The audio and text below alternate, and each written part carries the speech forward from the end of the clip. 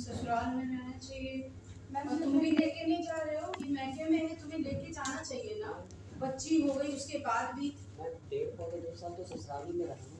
और 1.5-2 साल का जीवन भर के लिए ससुराल जाते हैं, गिनती गिनाते 1.5 साल 2 साल। वो बात तो सही है। मैं तो पिछली विजिट में आया था, मैं थी, इनको सिर्फ हाँ या ना करना था कि मेरे साथ जाना है कि नहीं। इन्होंने कहा था कि मैं 1 महीने में सोच के बताती कि इनके साथ रहना है कि नहीं।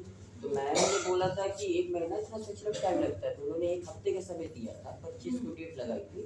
अब इनको डिसाइड करना है, मेरी तरफ से कोई इशू नहीं। तुम लोग के हाथ में होता बेटा कि तुम लोग खाली फोन में 2-4 बार बात करके हालचाल ले लोगे ना, वो तैयार हो जाती है महिलाएं।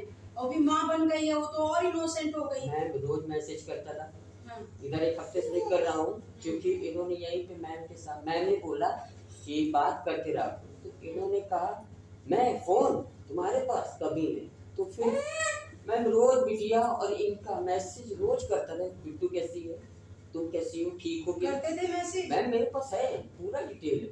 मैं रोज इनबॉक्स पे, अगर व्हाट्सएप पे देखती थी जवाब नहीं देती थी तो इनबॉक्स पे करता था कि कम से कम हो सकता है बिजी हो, व्हाट्सएप देख रही हो ना इग्नोर कर रही हो, तो कम से कम इनबॉक्स पे देख ले।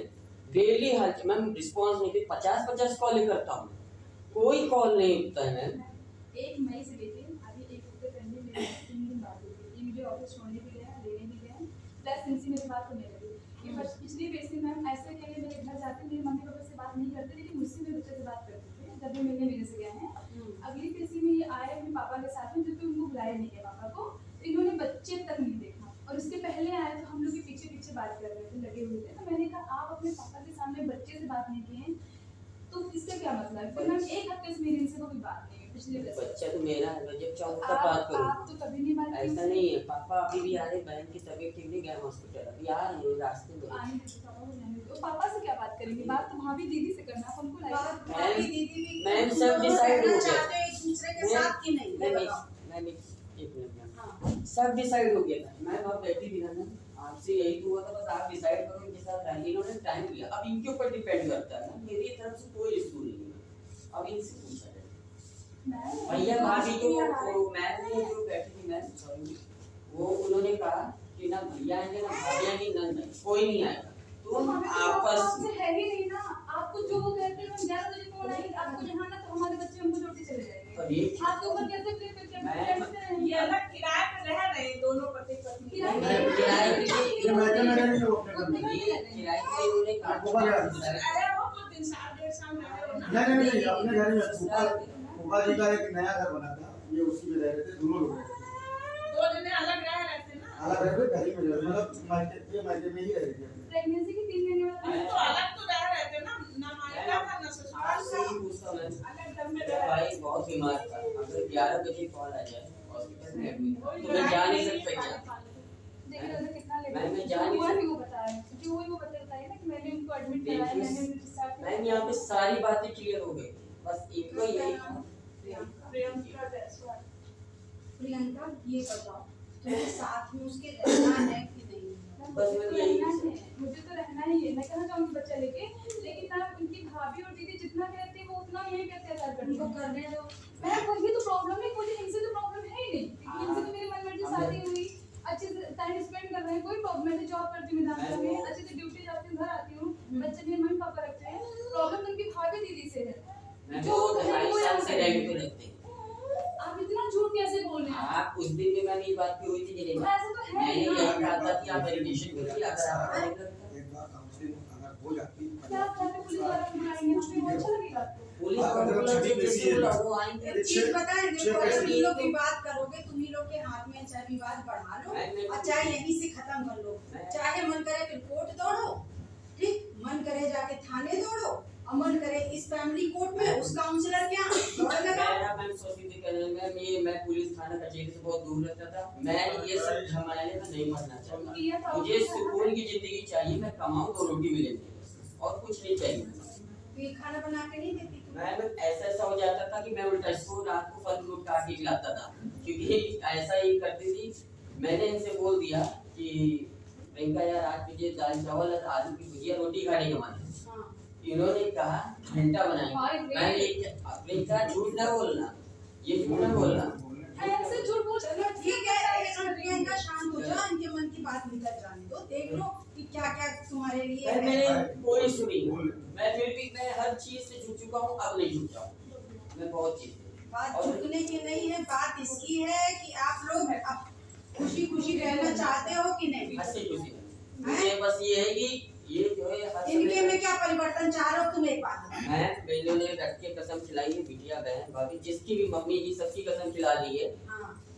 और मैं कभी जल्दी झूठी नहीं बोलता ना, मेरी एक आदत है, इनको कितनी बार पकड़ा फिर भी इग्नोर करा। क्या आप बता दीजिए क्या? बहुत से क्या पकड़ा ये बताओ। मैं पहली बार पैसा दिया, मैंने यही बात पैसा दिया, इन्होंने रजिस्ट्री करा ली, किसके नाम कराई, किसके इनके नाम हुई कि किसके नाम हुई मुझे नहीं पता चला। किस चीज की रजिस्ट्री? मैं पैसा दे देके पापा को कर्जे के तौर, और उन्होंने जो है रजिस्ट्री करा के मेरी भाई के नाम पे क्या है उसको भी मैं इग्नोर कर दिया। मैं मुझे एक भी इंफॉर्मेशन नहीं मिली, मुझसे पूछा जाता है, मैंने पूछा था कि संजय तुम्हें पता है, मैंने कहा मुझे एक भी जरा सी भी बातें नहीं पता कि कहाँ ली, किससे ली। ये बात चलो ठीक है, मैंने ये बोला तुम्हें परिवर्तन क्या चाहिए? एक चीज और मैं परिवर्तन क्या चाहिए ये मेन मसला। परिवर्तन में कुछ नहीं, बस झूठ बोलना छोड़। अब मैं भी बोलूं, 99% झूठ बोलते हैं। अब मैं बोलूं, इन्होंने मेरे पापा को 3 लाख रुपए मैम 1.5 लाख एक बार दिया, 1.5 लाख रुपए एक बार किस्तों में करके दिया, 10,000 20,000 ऐसे करके दिया। इनसे मैंने बोला कि देखिए पापा ने प्लॉट लिया है, उसमें आधा ले लीजिए, बिटिया बड़ी हो रही है, आगे लोग काम आ जाएगी, आपकी प्राइवेट नौकरी है। इन्होंने क्या किया है, बैंक कैश प्लॉट सब कुछ किया।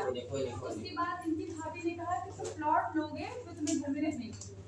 इन्होंने कहा मेरा पैसा दिला दो। भाभी को ये पता नहीं ब्लॉक हुआ। मैंने कहा प्लॉट ले लीजिए, पैसा होगा खर्च हो जाएगा। 13 लाख रुपए के प्लॉट में इन्होंने सिर्फ 3 लाख देके 10 लाख रुपए मैं कर देना अपनी सैलरी से अपने पापा को। और मैं झूठ बोल नहीं चाहती, तुम्हारा डॉक्टर साहब कोई आया है बच्चे को दिया तो बिटिया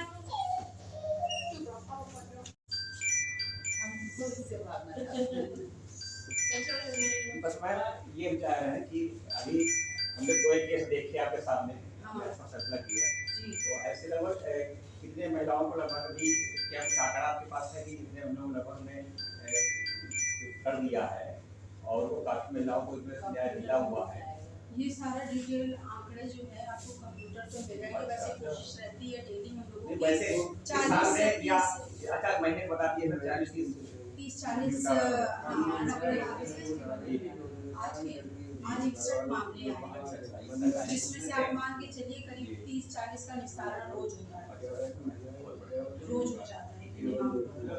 और बाकी ज्यादातर मामले घरेलू हिंसा के हैं और कुछ जमीनी विवाद हैं और सोशल मीडिया के द्वारा लव जिहाद के भी मामले काफी आने लग गए हैं अब। यही सारा तो काफी उनको राहत मिल रही है। बिल्कुल पूरा सहयोग मिल रहा है, तभी दिन पे दिन लोग बढ़ते जा रहे हैं, क्योंकि उनको पता है यहाँ जाएंगे तो न्याय मिलेगा और यहाँ उचित से उचित कार्रवाई की जाती है। हम भी लोगों को इसमें गाइड करते हैं कि वहाँ से बना देते हैं कि वहाँ जाइए भाई। जी। तो ये और यहाँ आगे क्या कोई महिलाओं के लिए कोई और है जो इसकी माय हो? देखिए महिलाओं के लिए तो मतलब कहें तो माननीय मुख्यमंत्री जी, हमारे माननीय प्रधानमंत्री जी द्वारा इतनी सारी योजनाएं लाई जा रही हैं और इतने सारे कार्य किए जा रहे हैं। जैसे कहते हैं अभी तो एक नया सशक्त नारी स्वस्थ परिवार करके, जिसमें मतलब आज तक तो कभी सरकार ने सोचा ही नहीं कि सेहत पे भी बात की जाए। पहली बार ऐसा हुआ है कि अवेयरनेस के लिए हम लोग को भेजा गया था, जिसमें पोषण सप्ताह भी कह लें और महिलाओं को खान पान के प्रति जागरूकता का कि किस प्रकार की फैट ना बढ़े, किस प्रकार अपने आप को स्वस्थ रखे, क्योंकि स्वस्थ रहेंगी तो दिमाग अच्छा काम करेगा और अपना घर परिवार अच्छे से चलाएंगे। जब घर परिवार स्वस्थ होगा तो समाज अच्छा बनेगा। तो इस तरह के कार्य किए जा रहे हैं और महिलाओं को सशक्त बनाने के लिए कई सारी योजनाएं हैं, चाहे आवास से लेकर के जल, हर घर जल हो या शौचालय हो या कन्या योजना हो और आपकी वृद्धा पेंशन हो, किसान भाइयों के लिए पेंशन हो, इतनी योजनाएं हैं जो जनहित के लिए। अच्छा, एक मामला जैसे ऐसे आता है जैसे महिलाओं के साथ जो छेड़छाड़ वाले मामले होते हैं जी, तो उसमें अब क्या होना है, क्योंकि ऐसे बहुत सारी महिलाएं कुछ बता नहीं पाती हैं और उससे जब वो पुलिस के जाते हैं तो पुलिस उल्टा और उससे बुरे तरह से उसे वो करती है। तो उस पर क्या ऐसा कुछ ऐसा है कि उसे ज़्यादा ऐसी ये या महिलाएं पुलिस हो या जो है ऐसी चीज उसको न किया जाए, क्योंकि अगर वो थाने में जाती हैं और वहाँ पर महिला पुलिस नहीं है और उनको थाने बैठा लेते हैं, थाने ही उनको देखिए पहले तो हम एक डिजिटल इंडिया ऐसे ही नहीं कहा जा रहा है। यहाँ पे इतनी सारी ऐप बनाई गई हैं बच्चों के लिए। देखिए 1098 बना दी गई है कि कहीं कोई गलत नजर डालता भी है या कुछ अपशब्द भी बोलता है और वो 1098 फोन मिलाती है, तुरंत वहाँ पे उनको सुरक्षा मिल जाती है। और आज की डेट में कोई ये नहीं कह सकता, मैक्सिमम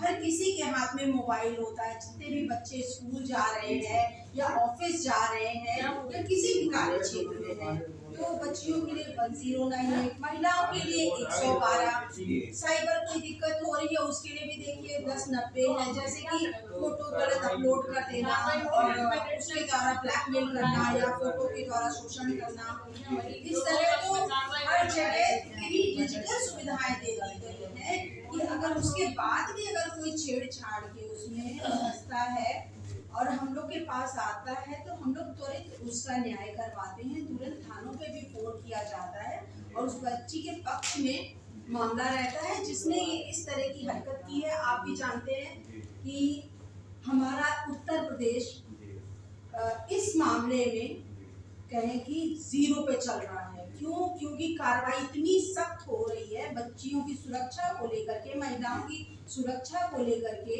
कि तुरंत हर कोई करने से भी, गलत काम करने से भी या किसी बच्ची को छेड़ने से भी डर रहा है। ये कर वही कर रहे हैं, ये अगर कर भी रहे हैं या तो वो मानसिक विक्षिप्त है और अन्यथा वो विपक्ष के हैं। बाकी जो भी अपने यहाँ के लोग हैं, जो भी समाज को अच्छा बनाना चाहते हैं, वो इस कार्य को या कुकर्म को नहीं करते हैं। जी बहुत अच्छा।